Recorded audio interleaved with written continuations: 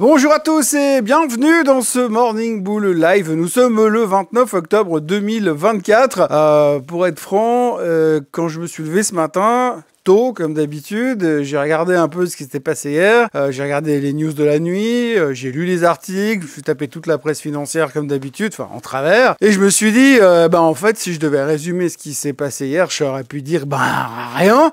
Il s'est rien passé, et arrivé ce matin en me disant, voilà, il s'est rien passé.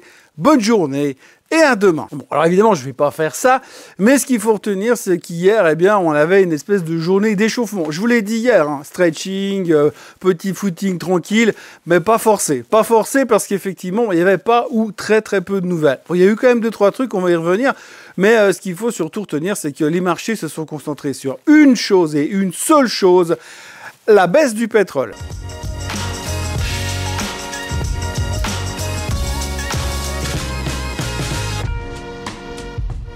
Alors, on en a déjà parlé hier, la baisse du pétrole a fait réagir les marchés puisqu'ils se sont dit « Ah, mais si le pétrole baisse, on va donc payer l'essence moins cher et si on paye l'essence moins cher, eh bien, ça sera positif pour l'inflation parce que comme c'est moins cher, l'inflation, elle va baisser. Donc, si l'inflation, elle baisse, du coup, la Fed, elle peut continuer à baisser les taux et donc, il n'y a pas de problème. Bon, il faut bien retenir que si le pétrole baisse, l'essence, elle va surtout baisser aux États-Unis parce que nous, en Europe, entre les taxes et puis le fait qu'on vous dit « Oui, mais tu comprends, nous, on a acheté le pétrole très cher, alors on doit continuer à garder nos marges au même niveau, donc c'est vous qui payez », eh bien forcément on voit pas forcément le même effet. Mais en tous les cas, hier, la phrase de base que les gens ont gardée en tête, c'est « Le pétrole baisse, donc ça va mieux pour l'inflation, et si ça va mieux pour l'inflation, c'est bon pour la bourse ». Et résultat, l'ensemble des marchés boursiers mondiaux ont terminé en hausse. Alors, une hausse, somme toute relative, 0,25% de hausse sur le S&P, 0,25% sur le Nasdaq, 0,65% sur le Dow Jones. C'est la première fois depuis 3 séances consécutives à la baisse que le Dow Jones parvient à terminer en hausse. Il faut quand même le notifier. Et puis en Europe, 0,79% de hausse sur le CAC,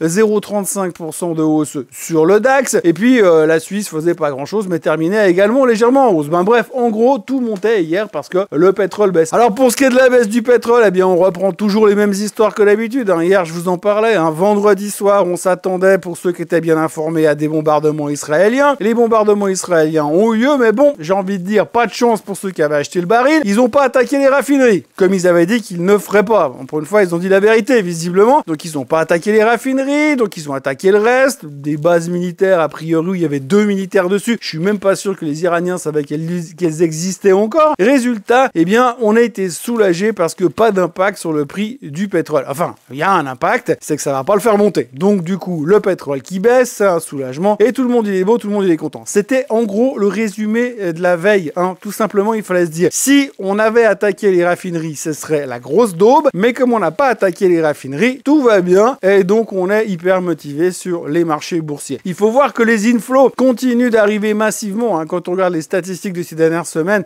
les gens n'arrêtent pas d'acheter des actions, mais aussi des montagnes d'ETF et des montagnes de fonds d'investissement. On dirait que la plupart des gens ont reçu des montagnes de cash et ils savent pas quoi en faire. Donc du coup, ils investissent dans les marchés boursiers parce que faire d'autre avec des taux à 4,25% de rendement sur le 10 ans, ça n'a strictement aucun intérêt alors qu'on peut avoir du 100% par année en investissant chez Nvidia. Donc grosse motivation hier, gros soulagement principalement parce que le pétrole était plus faible, donc pas d'inflation. Voilà, je pourrais m'arrêter là et puis je pourrais vous dire voilà ce que l'on peut résumer de la journée d'hier. Maintenant, aujourd'hui, on va avoir la confiance du consommateur aux États-Unis, bien sûr, mais également le climat de consommation en Allemagne. Mais on aura également les JOLTS aux États-Unis qui seront le premier chiffre qui va nous donner une idée du sentiment de l'emploi pour ce mois. Et puis, autrement, on va entamer notre vraie saison des résultats puisque d'entrée ce matin, on a Novartis qui est en train de publier à l'heure où je vous parle. Et puis après, derrière, on aura des boîtes comme Moncler, comme Adidas, puis ensuite les Américains avec des Pfizer, des McDo, et puis après, plus tard dans la soirée, évidemment, AMD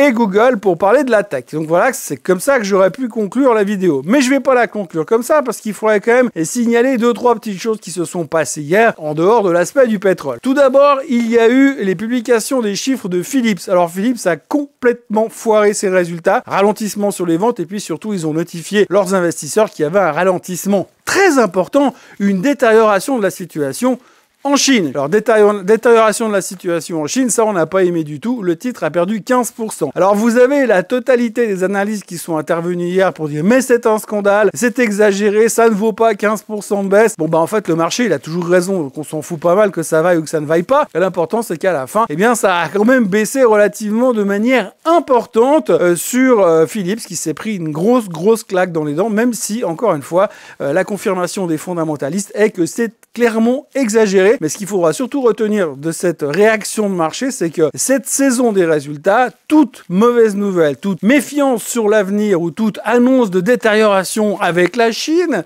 eh bien, pourra envoyer le titre violemment, mais alors très violemment, à la baisse. C'est ce qu'on a vu avec Philips hier. On notera aussi au passage que Sonova, enfin moi je confonds les régions viticoles de Californie avec une boîte qui fait des trucs pour les problèmes auditifs.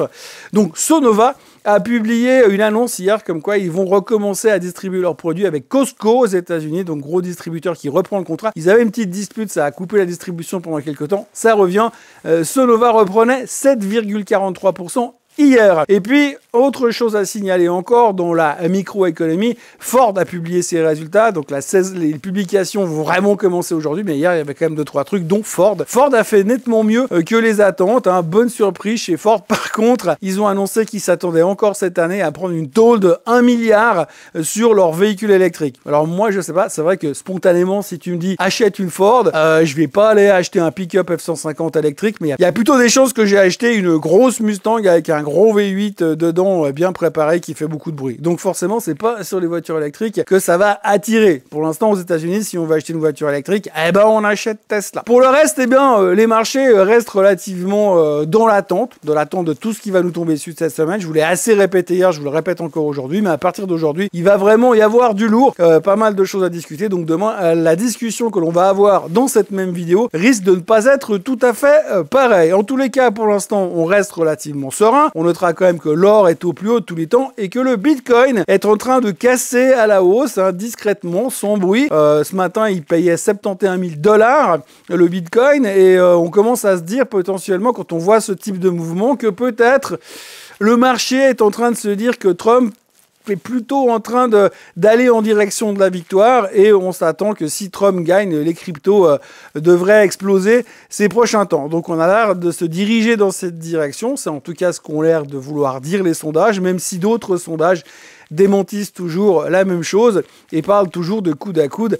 La réponse, bien sûr, dans une semaine. Voilà, petite journée, mais estimez-vous content parce que j'aurais pu arriver ici encore une fois en disant il n'y a rien à dire, bonne journée. Mais je reste encore quelques secondes afin de vous encourager à vous abonner à la chaîne Swissquote en français, à liker cette vidéo, à la partager, à la commenter et puis surtout à revenir demain parce que demain on va parler de Google, d'AMD, de Pfizer, de McDo. Et pour une fois, quand on parlera de McDo, on ne parlera pas de la bactérie E. coli, mais de ses résultats trimestriels. Passez une excellente journée, force à vous, courage et à demain si vous le voulez bien. Bye bye.